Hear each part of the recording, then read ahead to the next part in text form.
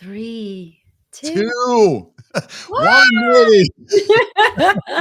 You are awesome. So I have got an amazing superstar on today, and she is going to be talking about one of the most important subjects in all of dentistry. And if you're involved in high quality dentistry, or you care about your patients, or you care about your children, or you care about anybody in your family, you know how important the airway conversation is. And we're going to talk to one of the rock stars who's really created a lot of energy around this movement, Tracey Nguyễn. And the question today is, could it be Airway? You are going to love this. So do me a favor, grab a pen and hit the share button. You're really going to enjoy this. Mhm.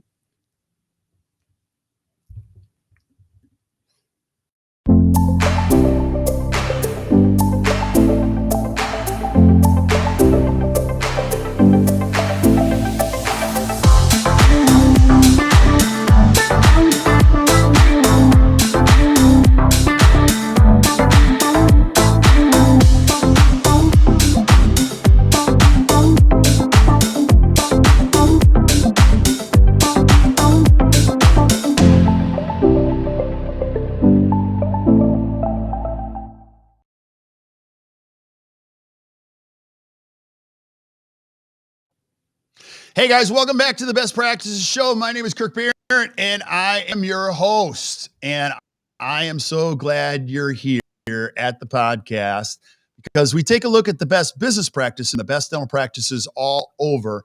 And if you're joining us today, you're going to see an amazing rock star in this great profession who is really a key piece of leading the charge for such an important conversation called Airway in dentistry, Tracey Nguyễn, and you're going to love this. So do me a favor, just stick around because you're going to absolutely enjoy this. Now, I always like to do this whenever we start the podcast because Tracey, I got a chance to meet you through the COVID conference last year and really get to know you. And I'm like, Yeah. wow, she's amazing.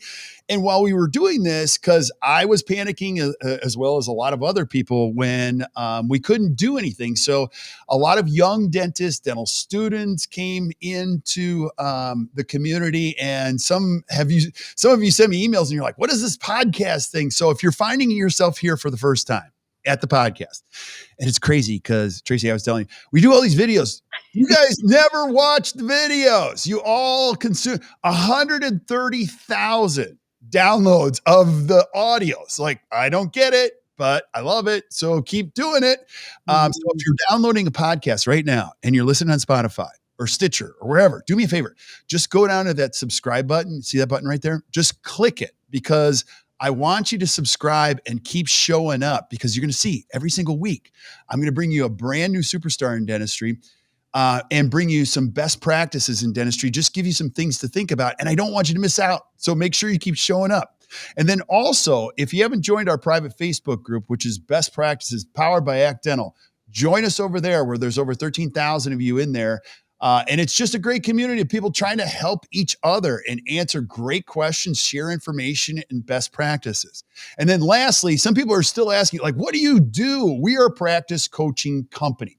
So if you're a dentist and you own your own practice and you're thinking, gosh, it could be just a little bit better, and I'm kind of like burned out or something like that, give us a call or show up at actdental.com. We got a team of coaches here that'll listen to you and see if we can create a plan where you just enjoy going to work. You don't have to work crazy hours. You don't have to sign up for every PPO under the planet. You could do it your own way. That's the coolest thing about this profession. There's no rules. If you want to practice and have a great life, you can have it. Just got to figure out how to do it. So join us over there. Now, another thing you're going to see over there is we've got great resources and great educators. And one of them is a great educator by the name of Dr. Tracey Nguyễn. Now, Tracey, I had heard your name, I kind of knew who you were. Then we brought you in and Bill Robbins was like, holy moly, like she's brilliant. And you were so kind to just help us and provide some great information. And as I've done my study on you and I've watched you, like you're doing an amazing program coming up for the AACD and some other great stuff. But I want people to know who you are if They've never heard of you. Who are you? What do you do? Where do you practice? Like, let's start there Okay. before we get into this important topic.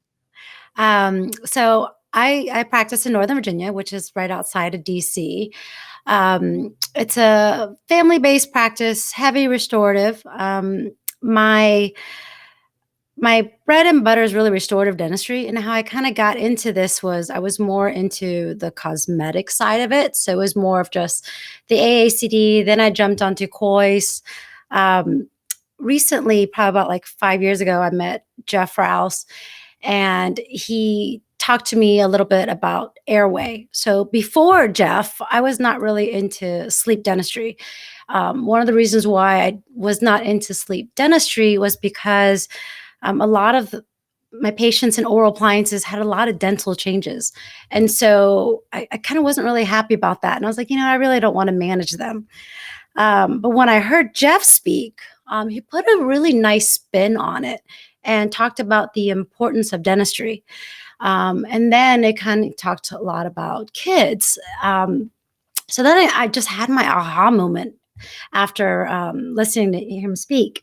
So I took that message back home, and I met a pediatric um, sleep center. And then I just developed this local Airway group, physicians, ENTs, and dentists. And from that point on, this is where I am. All I do is talk about airway management for children and adults.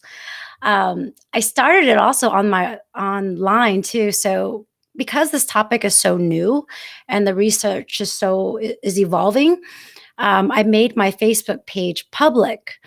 And then I just started posting articles after articles, my little opinions, almost like my little blogs. And that's how I got known. Yeah. So I mean, it's funny because like I know all these people via Facebook. They're like, how do you know them? It's like, I don't know. I know them all via Facebook Wow. and Instagram. So, but it's a really rewarding journey. Like, I mean, I feel like there's so much work that needs to be done. And I feel like the dental community, we're going in a really good direction. We just got to keep the momentum going, keep educating our peers, and because we definitely do deserve a seat at the table. Um, we're probably equally as important as the sleep physicians when it comes to, children and adults and For sure. managing this disease. Yeah. So, and there's no question when you came out, you're like, oh my gosh. Number one, you're an incredible educator. Number two, just how you put it together, you were simplifying a lot of concepts that are very complex for people when it comes to this. But let's go here too, Tracey. Can I ask you this? I always like to start with the why before the how, because today we're going to be talking a little bit. Yeah. Why is this so big of a conversation, not only for the United States, but also for this great profession? Why? What's the why behind this? So it's interesting because what's going on right now with all these diseases, and especially with children, all the neurocognitive issues, the ADHD. And when I kind of realized that, wow, could this all be airway issues? And who's the best person to manage the face? I mean, is a dentist. And so I didn't understand why we're not equally as important as a sleep physician. The first person that should get a child should get a referral is to the dentist. So that's my why. When I see a lot of these adults, and you start asking about their story, you start to you kind of paint the picture of this adult as a child and how this adult kind of got missed. So then when you see these kids, you kind of flash back at your adult. You're like, well, if I don't intervene, this is what your trajectory is going to be like. So I think the profession that has the most influence in change is dentistry. I mean, medicine's really all about management. I mean, I had a 5-year-old on a CPAP, and I talked to the physician. I was like, okay, like, what's the end game of this? What do I need to do to get this child off a CPAP? And the sleep physician said, what do you mean? I was like, "Well, what do you mean you don't understand what I mean?" I was like, what is the end game? Like, and then it like for them, they didn't even understand that because their medicine is about management. And so as dentistry, we are, and this is probably why we're so hard on ourselves, we're about fixing everything. Cavities has to be completely gone. Our margins have to be perfect. Everything has to be perfect. And you have to find that balance. And so I was like, no, we have to have an end game, and this is what we can do. And then when we got her eventually off the CPAP, then they started like, oh, I get it. And I think what the medical community needs to understand, they need to understand what we do. And it's just, we just have to kind of work together. I think a lot of these diseases that you're seeing in kids, I mean, I don't know if they can't prevent it, but they're definitely related, you Right. know? Right. It's so powerful. I can't even imagine a 5-year-old on a CPAP. Like that doesn't, I can't even put those two things Yes. together. And I mean, that's the crazy thing is dentists don't people don't even know that. I mean, like the kids that are coming in my office, I mean, the crazy thing is some of these physicians, they don't know who to go to. And that's probably the saddest thing is that we're here, but they don't know that we're here.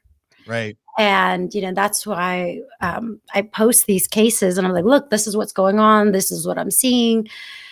But yeah, I mean, so my hope is that the community, our community, I mean, I'm a huge cheerleader for dentists. I think that we need to be at that table. We need to let them know what we can do. Um, Yeah. And there's so many things. I mean, I love the way you educate. I love the way you think. And as before you and I went live, I'm like, what should we call this? And you're like, well, I want to get people asking good questions. And you're putting together an amazing presentation for the AACD. We won't give away all the details, yeah. but is it your hope that people start asking better questions like, could it be Airway? Is that Yeah. the purpose? 100%, 100%. And, it's interesting because when I talk to a lot of dentists, most people say, well, Tracey, I don't treat kids. And I was like, well, my practice isn't 100% kids. I started as a restorative dentist. You see it in all ages. And the question you have to ask is like, yes, could it be Airway? And could my dentistry impact the airway, positively or negatively? So I think that's a very important conversation to have.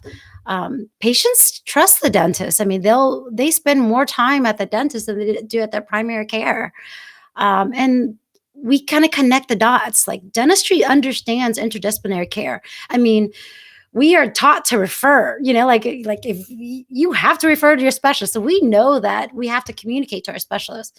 The medical community doesn't do a really good job at referring out, Right. so as dentists, we kind of connect all the dots. I mean, I get so many patients that are like, oh my gosh, I didn't realize that my anxiety and depression could be related to my sleep. I didn't realize that my asthma can make my sleep worse. So there's so many things illnesses that are all connected. Right. And we just have to connect the dots. And I think the way dentistry is working is we're trying to get beyond just looking at pictures of teeth and be like, well, let's start with the medical history. What's going on? Who is this patient? I mean, your first class in treatment planning should be understanding the medical history. You Right. know, so we kind of skip that. We almost like as physicians, we forget the medical history and we go straight to taking pictures of teeth. So I'd like us to almost slow down. And I think that when you slow down and you get to know the patient, then you develop that trust. So then the patient, it's a different relationship now. Yeah. It's so funny because as you're talking, I mean, I've known Jeff Rouse, but that journey, I'm like, I mean, I went to the TDA, Texas Dental, and I remember it being standing room only. And I Yeah. remember finally getting into the room and I'm like, he's a prosthodontist. Why the heck would he be talking about children? Airway. And Yeah. then you hear a story and you're like, oh my goodness. And what he helped me understand continuously is like, we are positioned right now. And today in the United States, which today is a Thursday, more 7 and 8-year-old kids will be prescribed speed for a problem in which they'll never be able to get off of. And people just don't ask really good questions anymore. They just go, Yeah. to the prescription when you can see that the kid has inflammation, the kid isn't sleeping, the kid can't focus. No one could focus under those. So this is a big cause. It's an important one. But and then, I just finished a podcast on the mental health issues. So like, I can't see how it's not related in this big picture of things. And I feel like this is one of the most important conversations in dentistry. And here's one of my questions for you. You're so involved in so much continuing education. Is the world of CE coming together a little bit on this, a lot, or not so much from your perspective? I think it's a lot. I mean, Spear is doing an amazing job. The Koi Center, we're starting to do more things with Airway too. So I think more and more we're trying to connect the dots. So there's definitely more. People are just trying to figure out how do they implement it in their practice. What do they, and I think with Airway dentistry, it's no different than restorative dentistry. Like you're going to need your orthodontist, you're going to need your oral surgeon, you're going to need your specialist. So it's just a different way of managing it, and you're managing it from a health perspective now. But it's an exciting field. I mean, I'd like to see more pediatric programs too, because I think more on screening and recognizing the signs. So what we have asappathways.com, and we focus more on the kids, recognizing all the neurocognitive consequences. Because with kids, all the neurocognitive before you see the malocclusion. So like when they come into your office for that first dental cleaning, that's so important, because like you got to recognize the sleep problems before you send them to the orthodontist. And the adult world is obviously a little bit different again, but it always goes back to just screening and understanding the signs and symptoms. Yeah, Uh, I love that. And so you get these questions, so I'm going to dish them to you. So let's say I'm a young dentist and I'm watching you, Tracey. I totally understand. But I have a very busy practice. How did you even start implementing this? And I don't, the question always comes up, like, I don't even know how I would implement this into a restorative practice. I mean, can I even, and really that's not your goal. Your goal is just to help people, right? In this. mhm. And, same thing with an oral cancer screening. We're not oncologists, but Right. save so many lives just by knowing what to look for and having this be a standard of care in your practice. Is that how you see it in your practice? I do. It's funny because it's a different conversation now when I have. So if I have a patient that comes in with malocclusion, like before I was just focused on like the aesthetics, but now when you come from a health perspective, a perspective where you actually care about the patient's well-being and things that you can do for them, your case acceptance for your treatment skyrockets, because now the communication is, wow, this person really cares about how I feel, how I look, and my dentistry could actually improve how I feel outside of how it makes me smile and the aesthetics, but I actually can feel better. It's interesting because in 2015, I let go of all of I became officially fee for service. So in 2015, I got accredited by the American Academy, AACD, and I thought I was like bad. I was like, yeah, I'm good. I'm gonna drop all insurances because I'm accredited now. What happened was it was such a huge eye opener. Is like cosmetic dentistry wasn't there for me yet, and so I lost a lot of patients, and that was like my first low. Then I jumped into like airway management, and then it was just a different conversation. Right. Skyrocketed. I mean, like my numbers today, like last month is my best month ever since I've been practicing. And it's amazing because now the connection is different. So I Right. would say for a new dentist, it's kind of like, I get it. You're trying to make them money, you're trying to pay the bills. But patients will you you want to develop a loyalty, a trust. When the patient trusts you, they will pay whatever you tell them. They will accept whatever you think that they need. And Right. that's the bottom line. And it's just develop, and for them to trust you, they have to know that you care. And to know that you care, you have to know who they are, Right. I mean, so that's been like kind of like my aha moment with airway management, because anytime that the patient sits down, first thing we do is like, who are you? Where have you been? How's your life been? And what's your health? Like Yeah. before even look at your mouth. And so then it's a different relationship. So I would say for like new docs, almost like slow it down. I was telling you earlier, it's like I think in this field, what I'm finding is it's going to be you're going to have two classes. You're going to be the top or the bottom. The Right. middle class, you're not going to survive. Right. You know, um, Yeah, and then that's been a conversation for a long time. In order to really do discretionary, high quality fee for service dentistry, you got to be good at something. You have to stand yeah, up for something. You just can't be all things to all people or just wave in the wind type of a thing. Can you go back to that? So take us through that journey. I had never heard that. Like after you were accredited, how did you start that journey? Like, how did you take it from there to where you are here? You obviously had to get the team involved. And yeah, what about the support group around you? I hear a lot of dentists, they don't have a myofunctional therapist. They don't have an interdisciplinary community. I'm sure you've heard all that. yeah. So I think you have it. You just haven't reached out. Mhm. And I think as a GP, like your specialists, they don't bite off the hand that feeds them, So it's Right. kind of like, hey, this is what I'm doing. I need your help. As long as if you have a conversation with your specialist, they will support you.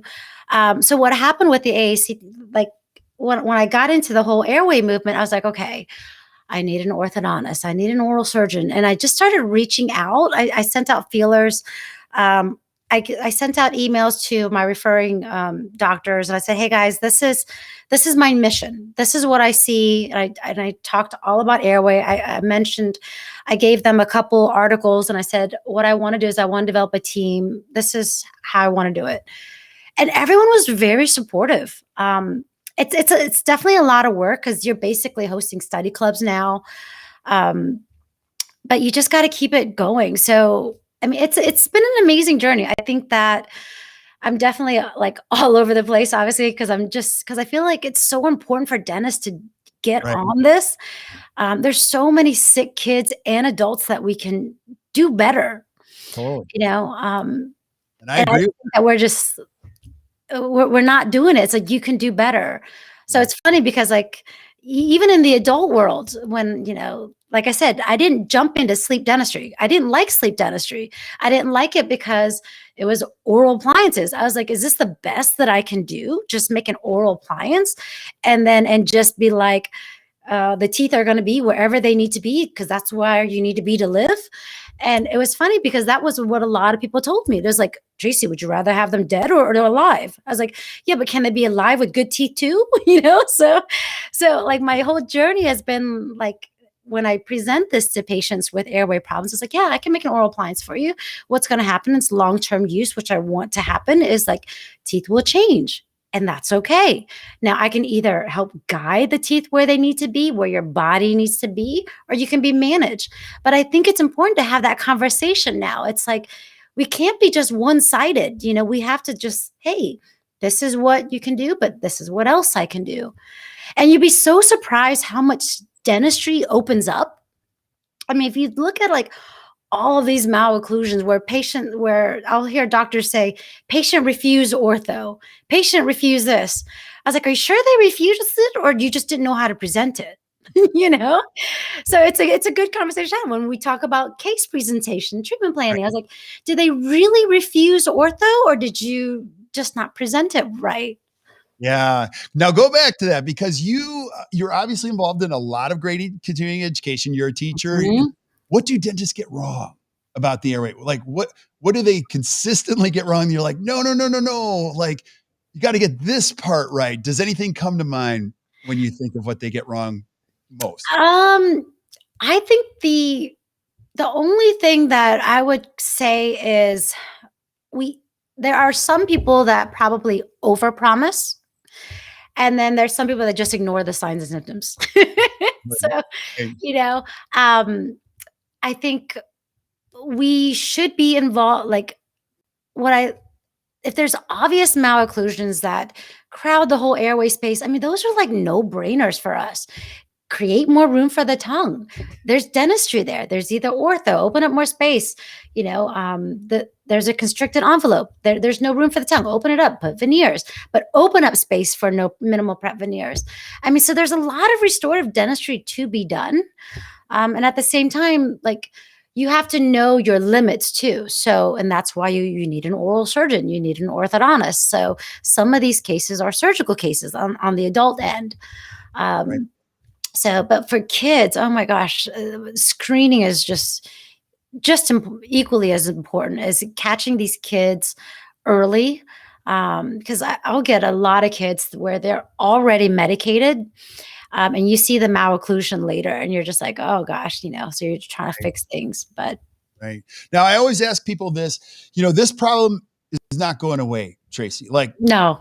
occlusions are just going to naturally start falling into place and things are going to get better.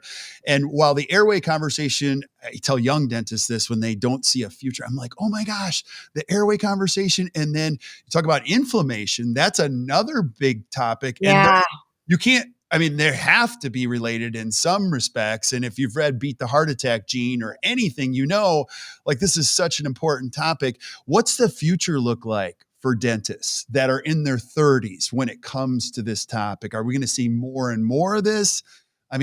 It's anyone's guess, but what's your guess? I hope to see more of it. Right. I hope that we become a field that is more integrated in medicine.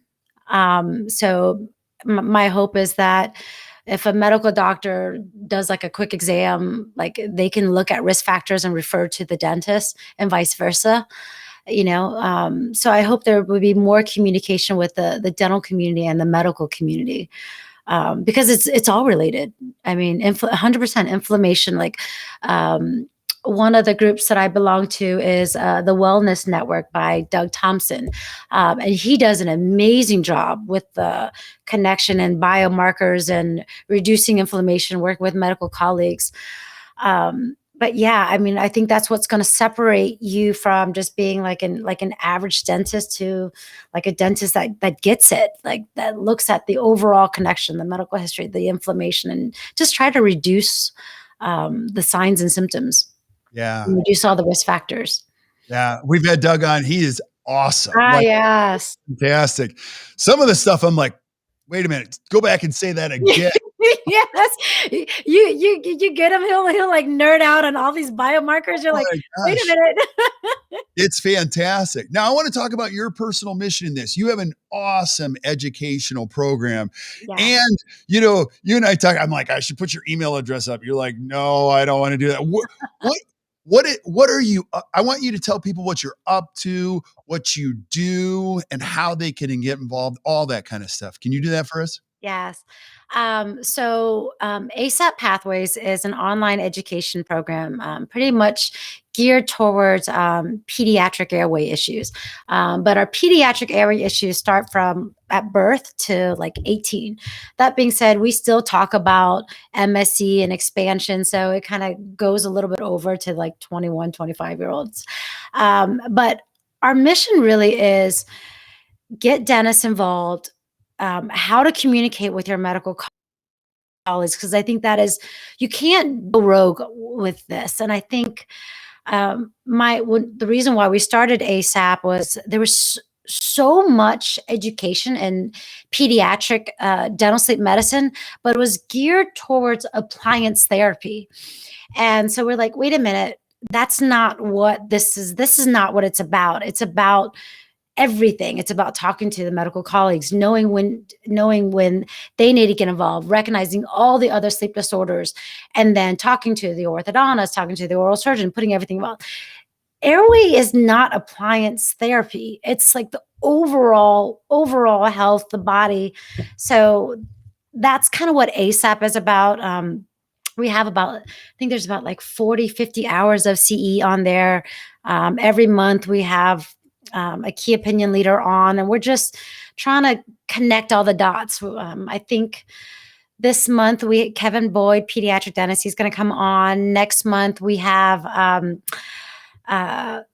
McDonald, the orthodontist that does TMD, which is, yeah. And then, McKee. So it's amazing because I think as you get into this rabbit hole, and I call it a rabbit hole, you start to think like everything is like, oh my gosh, all the dentistry that I have been doing, there's an airway component. TND, airway component. It's just like bruxism, airway component, like broken teeth, broken front teeth, airway component. We're like, crap, how did I miss all of this? And so with kids, you look at all this malocclusion and they're like, it's interesting because people are like, well, it's a genetic component. I was like, yeah, but if the parents have airway issues, then that's an airway component, so it just becomes like, you see an airway in everything almost, like what Jeff was saying, goes, airways and everything, Right. It's so true. Yeah. And so people are chiming in on Facebook right now, and somebody said, it's always airway, and last week I had John Crandom on. We were talking about, dry mouth and how we're like, I don't care how great your restorative dentistry is. Xerostomia is still a challenge. Well, that's involved with airway. People aren't breathing through their nose anymore. And you can appreciate this too. I was at Seattle Study Club Symposium years ago, and Jeff's like, you got to start breathing through. I mean, this is probably 5-6 years ago. So he gave me this tape and he's like, I want you to put it over your mouth. And my wife was like, I think you could die with that. I'm like, no, it's okay. So I started taping my mouth shut, and it was like crazy how powerful that was when you start to breathe through your nose. So it's all connected in that respect. Now, I don't want you to give it all away, but this presentation that you're doing for the AACD, like, take us down the path. What are you going to be teaching when you say, could it be airway? What are you going to teach people? So it's interesting because I think a lot of people associate with me with peds. Like they're like, oh yeah, I don't do pediatric dentistry, and like basically I just have to do more ortho, and that's what airway is about. I was like, no, that's not really what airway is about. So I'm going to come from it from a restorative cosmetic side, and look at your treatment planning and how I've done things a little bit differently from a restorative side. So, I mean, yeah, that's going to be my approach, why we all should be thinking this, and it should be a part of your everyday practice. Yeah, absolutely. I think people just have to get started. And Dr. Mark Murphy was on a couple of weeks ago. He's like, listen, this is such an important thing. You can't learn how to swim by watching a YouTube video. You just got to jump in and start conversations. And I completely agree. And it's amazing what we learn along this way. Now, Tracey, I am so grateful. We're going to have you back again and again. I want, for the benefit of people that are listening, how do I find out more about ASAP? And then how do I follow you, or how do I find out more about you? Because I know people are going to want to reach out to you and find out, how do I get involved more in what you're doing? Yeah. ASAP is easy. It's www.asappathways.com. We actually have we have screening forms on there for you too. So you could just go in there, and I think there's a link on there that for forms or screening forms. Actually, in 2 weeks, I think it's April 16th and 17th, we're doing a 2-day course online, and we're just going to dive into like the fundamentals of sleep. Like, what is sleep? What do you need to understand? And how can dentistry impact it? And then screening and data collection. So it's really like nuts and bolts. This is what you need to know. So that's going to be awesome. That's 2 days and 2 weeks, April 16th and 17th. Everything else, I'm constantly posting things on Facebook and Instagram, kind of what I'm doing, articles that I read. So I'll do little blogs and my little opinions about different articles and how dentistry can get involved. One of the things I want to say is what I got. So I'm educated at the Coyce Center. So one of the things I love about John Coyce is he breaks everything down as risk management. And so that's kind of how I see Airway. I don't see us as like fixing everybody. I see us as almost like, through dentistry, how can we reduce everybody's risk of developing airway problems? So, but yeah, you can just message me on Facebook. It's funny because, you had my email and I was like, Yeah, I'm that girl with 51,000 emails. It's so bad. I'm like, I might not get to it, but, Well, Facebook can always get me on there. you just made me feel better because I don't know how many I have, but it's up there. I don't know, it's 51,000. A lot. So, I shouldn't even show you how many texts I have that aren't open. So, yeah, I agree with you. There's always a Yeah, way to communicate with somebody somehow, some way. So, I'm gonna encourage people to check that out. Also, too, if you're listening just through the audio podcast, we're gonna write all these notes up so you'll see all of Tracey's information, how to follow her on the different social platforms, and then information about your course. So I'm gonna encourage people to check that out. And Tracey, I'm gonna voluntold you for this. Is this okay? I'm gonna have you come back yeah, again, again, and again, because I would love for you just to bring another thing that's just important on this subject or anything that you want to cover. I have no doubt you're going to be an incredible educator for dentistry for years and years to come. So thank you for being on the show. I really, really thank appreciate it. you. Yeah, awesome. Well, stick around while we say goodbye to everybody else. Thank you guys for watching the Best Practices Show. If you enjoyed today, which I know you did, just do us a favor, hit the share button, share it with your friends. Keep sending us suggestions for things that you guys want to see from the show, whether it be from Tracey or others, and we will line them all up in the weeks to come.